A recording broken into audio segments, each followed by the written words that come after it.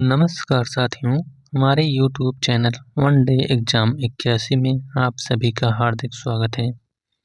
आज हम बिहार या स्टेट पेपर 2 का सिलेबस लेकर आए हैं, जो कि विषय है आपका राजनीति विज्ञान। तो राजनीति विज्ञान से आपके 100 क्वेश्चन पूछे जाएंगे। तो इसी का हम सिलेबस लेकर आए हैं, जो कि यह किसके लिए है, PGT यानी क्लास 11 से 12 तक। तो चलिए शुरुआत करते हैं। आपको क्या क्या पढ़ना है। तो इसमें आपको 15 यूनिट यानी 15 इकाई दिया गया है। तो 15 इकाई के अंतर्गत आपको क्या क्या पढ़ना है। पहला है इकाई एक के अंतर्गत आपको राजनीतिक सिद्धांत के अंतर्गत आपको पढ़ना है क्या, राजनीति विज्ञान का अर्थ, प्रकृति और क्षेत्र। उसके बाद राजनीति विज्ञान का विकास एकाक करके दिया है। हम आपको ऐसे सिर्फ इकाई के हिसाब से बता देते हैं। इसके अलावा और आपको क्या पढ़ना है। अगर इसको आप लेना चाहते हैं तो PDF हम आपको हमारे अपने टेलीग्राम चैनल पर हम आपको दे देंगे, नीचे लिंक वीडियो के अंत में, और वहाँ जाकर आप इसको डाउनलोड कर सकते हैं। अगला आपको पढ़ना है राजनीति विज्ञान के अध्ययन के दृष्टिकोण। इसके अंतर्गत पारंपरिक दृष्टिकोण, मानक, ऐतिहासिक और विश्लेषणात्मक दृष्टिकोण। और क्या पढ़ना है, आधुनिक दृष्टिकोण के अंतर्गत व्यवहारिक दृष्टिकोण, व्यवहारोत्तर दृष्टिकोण, सिस्टम विश्लेषण दृष्टिकोण और संरचनात्मक कार्यात्मक दृष्टिकोण। अब आपका यूनिट 2 आ जाता है। तो यूनिट 2 के अंतर्गत आप क्या पढ़ेंगे, राज्य और लोकतंत्र। तो राज्य और लोकतंत्र के अंतर्गत आपको राज्य की उत्पत्ति, तत्व और कार्य, उदारवाद, मार्क्सवाद और समाजवाद को पढ़ना है। इसके अलावा संप्रभुता पढ़ना है। संप्रभुता के अंतर्गत आपको 2 संप्रभुता, अद्वैतवादी और बहुलवादी संप्रभुता को पढ़ना है। और आ जाता है आपका सिद्धांत। तो सिद्धांत के अंतर्गत आप पढ़ेंगे स्वतंत्रता, समानता, अधिकार, न्याय और कानून। इन सबको आपको पढ़ना है।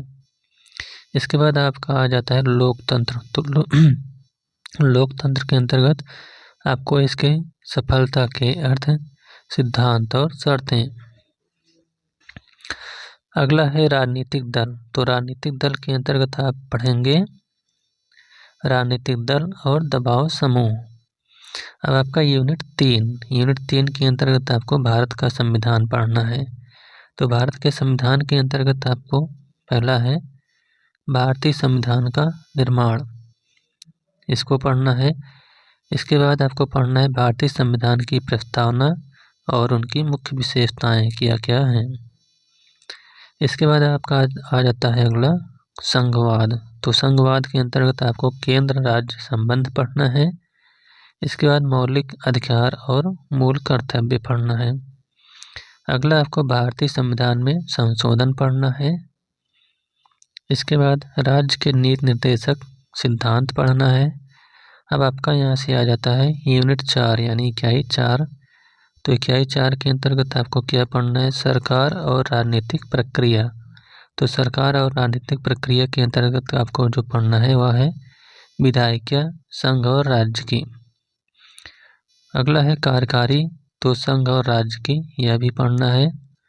अगला है न्यायपालिका। तो न्यायपालिका के अंतर्गत उच्चतम न्यायालय और उच्च न्यायालय दोनों को पढ़ना है।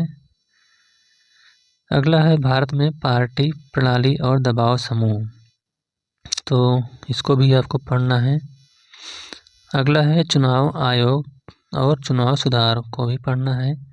अगला है आयोग। तो आयोग के अंतर्गत आपको विभिन्न आयोग जैसे वित्त आयोग, नीति आयोग, UPSC, CAG, महिला आयोग, SC/ST आयोग, इन सब आयोगों को पढ़ना है। अब अगला आ जाता है आपका यूनिट 5। तो यूनिट 5 के अंतर्गत आपको क्या क्या पढ़ना है, भारतीय राजनीति की गतिशीलता। इसके अंतर्गत है मतदान व्यवहार और उसके निर्धारक। अगला है जाति और राजनीति। अगला सांप्रदायिकता बनाम धर्मनिरपेक्षता। इसके बाद आपको जो पढ़ना है वह क्षेत्रवाद। क्षेत्रवाद के अंतर्गत भाषाई राजनीति को पढ़ना है। इसके बाद महिला और राजनीति पढ़ना है। अगला है सामाजिक आंदोलन और नया सामाजिक आंदोलन। अब यहाँ से आपका इकाई 6 के अंतर्गत आपको पढ़ना है तुलनात्मक राजनीति। तो तुलनात्मक राजनीति के अंतर्गत आपको क्या क्या पढ़ना है? तुलनात्मक राजनीति का अर्थ है प्रकृति और दायरा या क्षेत्र पढ़ना है। इसके बाद तुलनात्मक राजनीति के अध्ययन के दृष्टिकोण को पढ़ना है। इसके अलावा पूंजीवाद, समाजवाद और उपनिवेशवाद को पढ़ना है। अगला पार्टी प्रणाली और दबाव समूह को पढ़ना है। अगले आ जाते हैं राजनीतिक संस्कृति, राजनीतिक सामाजिकरण, राजनीतिक विकास, राजनीतिक आधुनिकीकरण और राजनीतिक संचार को पढ़ना है। अब इकाई 7 के अंतर्गत तुलनात्मक सरकार को पढ़ना है। तो तुलनात्मक सरकार के अंतर्गत आपको पहला है संविधान, विधायिका, कार्यपालिका, न्यायपालिका और पार्टी प्रणाली के संदर्भ में यूके यानी यूनाइटेड किंगडम यानी आपको ब्रिटेन का संविधान पढ़ना है। ब्रिटेन के संविधान के अंतर्गत संविधान, विधायिका, कार्यपालिका, न्यायपालिका और पार्टी प्रणाली के संदर्भ में। तो ऐसे यहाँ ये भी पढ़ना है आपको, यानी आपको संयुक्त राज्य अमेरिका का संविधान पढ़ना पड़ेगा। संयुक्त राज्य अमेरिका के संविधान के अंतर्गत आप क्या पढ़ेंगे? संविधान, विधायिका, कार्यपालिका, न्यायपालिका और पार्टी प्रणाली के संदर्भ में संयुक्त राज्य अमेरिका। अगला है आपका स्विट्जरलैंड का भी संविधान पढ़ना पड़ेगा। उसके अंतर्गत संविधान यानी स्विट्जरलैंड का संविधान, विधायिका, कार्यपालिका, न्यायपालिका और पार्टी प्रणाली के संदर्भ में।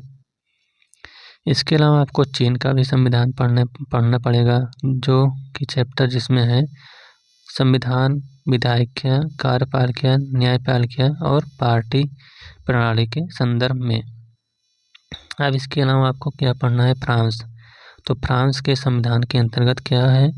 संविधान, विधायिका, कार्यपालिका, न्यायपालिका और पार्टी प्रणाली के संदर्भ में।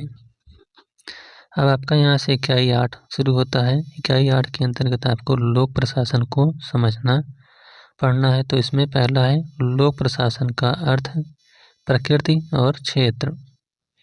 अगला है विकास प्रशासन, नया लोक प्रशासन और नया लोक प्रबंधन।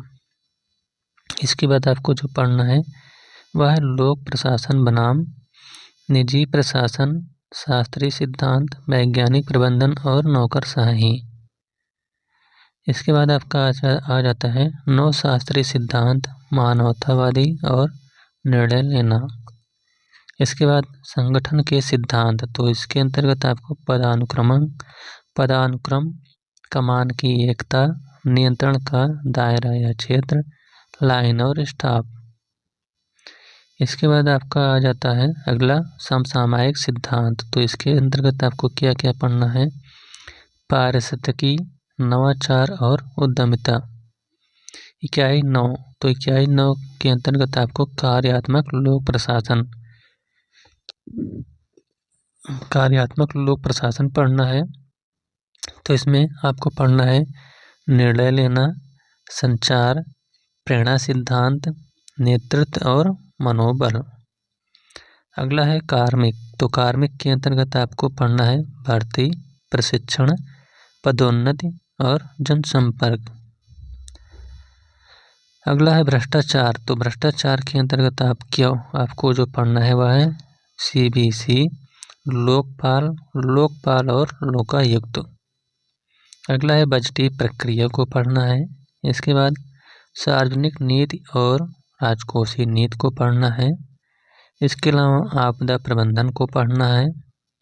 और अगला है प्रशासनिक सुधार आयोग और स्वतंत्र नियामक आयोग को भी आपको पढ़ना है। अब यूनिट 10। तो यूनिट 10 के अंतर्गत आपको क्या क्या पढ़ना है? तो प्रशासनिक कानून आता है। प्रशासनिक कानून के अंतर्गत आपको पढ़ना है प्रशासनिक कानून का अर्थ, क्षेत्र और महत्व। अगला है प्रत्यायोजित विधान को पढ़ना है। अगला प्रशासनिक न्यायाधिकरण को पढ़ना है। अगला है प्रशासन पर नियंत्रण, जैसे विधायी, कार्यकारी, न्यायिक और वित्तीय नियंत्रण। इसके बाद आपको पढ़ना है पुलिस। तो पुलिस के अंतर्गत जनसंपर्क और पुलिस सुधार को पढ़ना है। अब इकाई 11 के अंतर्गत आपको स्थानीय स्वशासन पढ़ना है। स्थानीय स्वशासन के अंतर्गत क्या क्या है? स्थानीय स्वशासन का विकास, यानी स्थानीय स्वशासन का विकास कैसे हुआ, और 73वां संविधान संशोधन क्या है? तो इसके अंतर्गत आपको पढ़ना है पंचायती राज संस्था, संरचना, कार्य और शक्तियाँ और आय के स्रोत। इसके बाद आपको 74वां संविधान संशोधन पढ़ना है। तो इसके अंतर्गत आपको अर्बन लोकल बॉडीज, नगर निगम, जैसे नगर निगम, नगर परिषद और नगर पंचायत को पढ़ना है। इसके अलावा राज्य वित्त आयोग को पढ़ना है और राज्य चुनाव आयोग को भी पढ़ना है। अब आपका आ जाता है यूनिट 12। तो यूनिट 12 के अंतर्गत आपको क्या क्या पढ़ना है? भारतीय राजनीतिक विचार। तो भारतीय राजनीतिक विचार के अंतर्गत आपके जैसे मनु और शुक्रनीति को पढ़ना है, शांति पर्व को पढ़ना है, कौटिल्य को पढ़ना है, एम.एन. राय यानी मानवेंद्र नाथ राय को पढ़ना है, महात्मा गांधी को पढ़ना है। इसके अलावा डॉक्टर B.R. अम्बेडकर को पढ़ना है और डॉक्टर राम मनोहर लोहिया, दीनदयाल उपाध्याय, जयप्रकाश नारायण, इनको पढ़ना है। अब आपका अगला इकाई है इकाई 13। इकाई 13 के अंतर्गत पश्चिमी राजनीतिक विचारक। तो पश्चिमी राजनीतिक विचारक के अंतर्गत आपको कौन कौन से विचारक पढ़ना है? आपको यहाँ पर पढ़ना है प्लेटो। तो प्लेटो का क्या पढ़ना है? इनका न्याय सिद्धांत, शिक्षा पर विचार और आदर्श राज्य की परिकल्पना पर इनके बारे में पढ़ना है। इसके बाद अरस्तु को पढ़ना है। अरस्तु के अंतर्गत आप गुलामी, नागरिकता, क्रांति, लोकतंत्र का वर्गीकरण और प्लेटो की आलोचना पढ़ना है। अगला मैकियावेली को आपको पढ़ना है, पूरा मैकियावेली। इसके अंतर्गत हॉब्स, लॉक और रूसो को पढ़ना है। इसके बाद आप आ जाते हैं J.S. मिल को पढ़ना है, कार्ल मार्क्स को पढ़ना है, हन्ना अरेंडेंट्स को पढ़ना है, जॉन रॉल्स को पढ़ना है। अब यहाँ से आपका इकाई 14 के अंतर्गत अंतर्राष्ट्रीय राजनीति आती है। तो अंतर्राष्ट्रीय राजनीति के अंतर्गत आपको कौन कौन से चैप्टर पढ़ने हैं? तो पहला है अंतर्राष्ट्रीय राजनीति का अर्थ, प्रकृति और दायरा यानी क्षेत्र, और अंतर्राष्ट्रीय संबंध पढ़ना है। अंतर्राष्ट्रीय संबंध का अर्थ, प्रकृति और दायरा या क्षेत्र। इसके अलावा अंतर्राष्ट्रीय राजनीति के अध्ययन के दृष्टिकोण, जैसे आदर्शवादी, यथार्थवादी, नव यथार्थवादी और रचनावाद को पढ़ना है।